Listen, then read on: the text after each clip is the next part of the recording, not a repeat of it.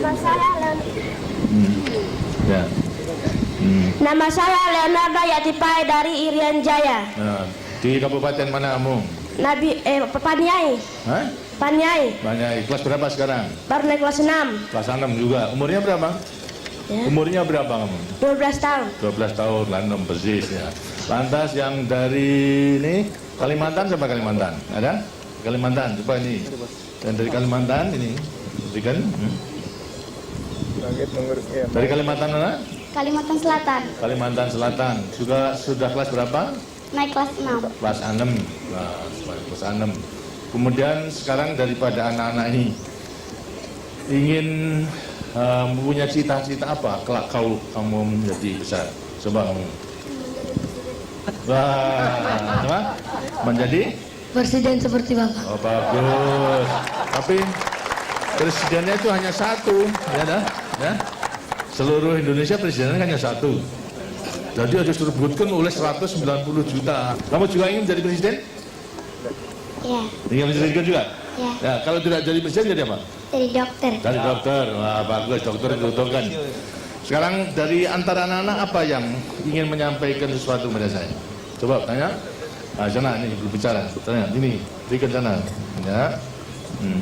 Apa yang ingin sampaikan pada saya?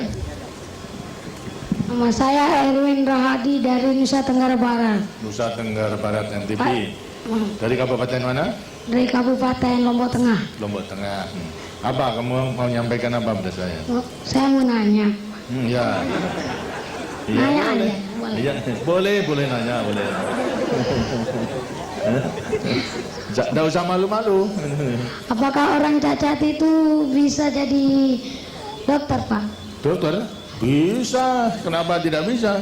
Yang cacat kalau kecuali cacat mental barangnya tidak bisa. Tapi kalau cacat tubuh pasti bisa. Karena juga ada mulai apa? Kalau cacatnya mulai kecil itu adalah bisa belajar. Bisa membaca, menulis, misalnya cacat buta seperti Helen Keller saja. Itu juga lantas menjadi pemimpin dunia ini. Itu juga cacat. Itu. Jadi bisa asalkan mau belajar.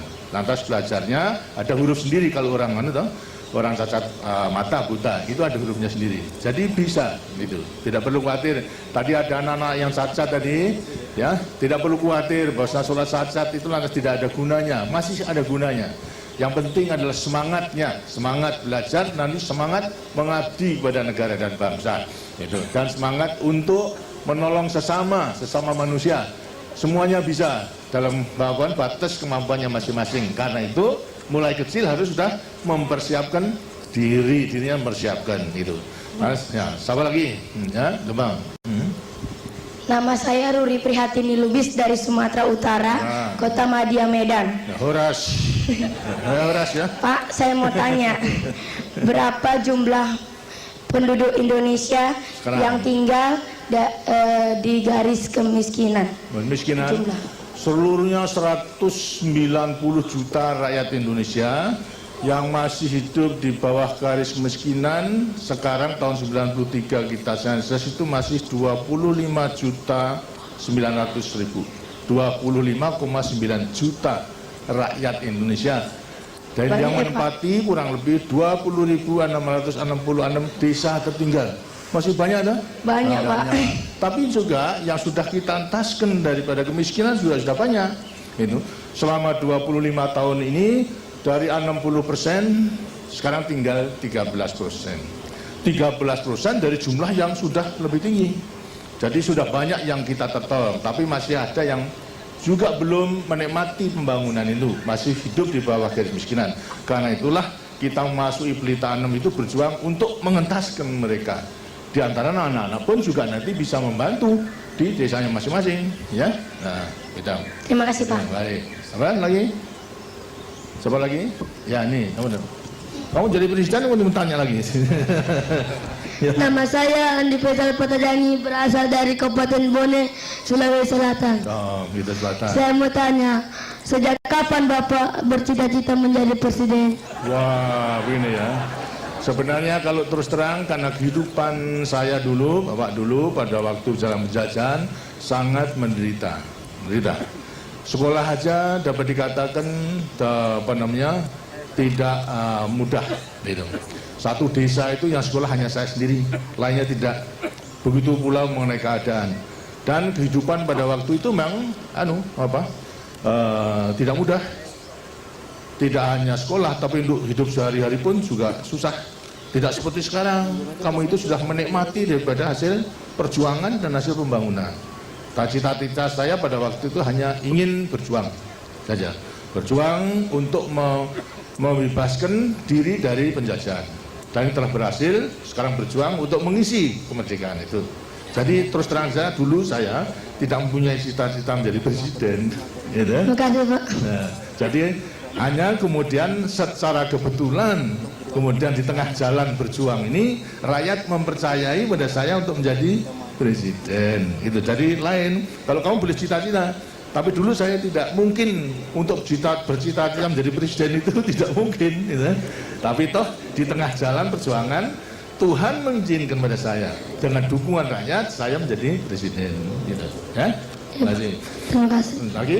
Ya. Ini, segitu nih. Coba. Apa? Nama saya Hamli dari Provinsi Sulawesi Tengah, Kabupaten Bangkai. Saya mau tanya, mengapa presiden di Indonesia cuma satu, padahal Indonesia sangat luas? Ya terang gitu. Nanti kalau presiden itu hanya satu untuk memimpin negara dan bangsa itu. Kalau sampai 2-3 itu nanti lantas tidak bisa berjalan dengan baik. Banyak pemimpin, banyak kapten, kemudian lantas ya negara menjadi rusak gitu. Tapi terang bahwasanya presiden yang satu ini hanya melaksanakan apa yang diputuskan oleh rakyat, ya, melewati MPR menentukan garis besaran negara. Walaupun satu, tapi sebetulnya terikat kepada garis besaran negara, terikat kepada Pancasila, terikat pada Undang-Undang Dasar 45. Jadi memang tidak boleh, menurut undang-undangnya memang hanya satu, tidak boleh satu aja hanya untuk 5 tahun. Setelah 5 tahun boleh dipilih lagi untuk berapa? 5 tahun. Setelah 5 tahun, kemudian atas pertanggungjawaban bisa juga dipilih lagi untuk berapa? 5 tahun. Begitu seterusnya, ya. Nah, kenapa kamu tanya begitu? Kenapa? Karena siapa kamu tanya begitu? Siapa yang suruh siapa? Karena hanya ingin tahu saja. Nah, kalau di rumah juga begitu, kan tidak ada bapak 2-3, ya toh? Bapaknya kan yang satu toh? Nah iya, yang memimpin rumah tangga ini bapak, hanya satu juga. Ya. Sama lagi ini, ya, ini yang kali gantian. Nama saya Sakinah dari Kalimantan Selatan, Kota Madia, Banjarmasin. Saya mau tanya Pak, apa wanita itu bisa jadi presiden? Bisa, dan bisa sama hanya itu, sama, boleh. Dan harus sekolah di mana Pak? Hah? Ya, sekolah sama saja. Persyaratannya menjadi pemimpin yang mampu menguasai ilmu, pengetahuan dan juga bertabiat baik itu, serta berpegang teguh kepada dasar-dasar perjuangan kita. Pancasila, Undang-Undang Dasar 45, garis besar negara, dan mengabdi kepada negara dan bangsa. Jadi boleh saja, itu. Kamu juga boleh menjadi cita-cita menjadi presiden. Kalau tidak menjadi presiden Republik Indonesia, yang menjadi presiden salah satu perusahaan itu bisa. Ya, banyak. Kalau presiden perusahaan itu banyak, tidak hanya 1-2, tapi banyak, gitu ya. Ya. Kamu di. Nama saya Irtada dari daerah istimewa Aceh, Kabupaten Aceh Tengah. Saya mau tanya, apakah hobi Bapak waktu kecil? Apa? Apakah hobi Bapak sewaktu kecil? Hobi saya bertamker, seperti tadi katakan, hobi saya sebetulnya hanya main-main sesuai dengan dengan keadaan. Kalau sepak bola aja tidak pakai bola sekarang, dulu pakai jeruk itu yang dibakar kemudian ditendang gitu. Gitu. Buah jeruk tahu? Buah jeruk. Itu kemudian dipanasi menjadi lunak loh. Nah itu yang ditendang ke sana kemari karena tidak mungkin membeli bola pada waktu itu karena sulit daripada kehidupannya, ya. Hobinya gitu main-main sama teman-teman gitu, sehingga teman-temannya Bapak juga banyak gitu. Nah, ini silakan lagi. Ya, Abang. Nama saya Anggun Setiarini dari Jawa Tengah, Kabupaten Kebumen. Maaf Pak, saya mau tanya pada Ibu. Ibu, apa? Ibu. Apa? Bu, menurut Ibu, Anak yang sehat dan baik serta bahagia itu yang bagaimana? Yang sehat dan baik itu yang bagaimana? Yang sehat yang baik. Ya. Anak yang sehat dan baik itu adalah anak yang tidak sakit-sakitan, ya toh? Sehat, tidak sakit-sakitan. Yang baik itu yang selalu berbuat baik dan takwa kepada Tuhan Yang Maha Esa, berbakti kepada orang tuanya, dan berguna bagi nusa, bangsa, dan negaranya.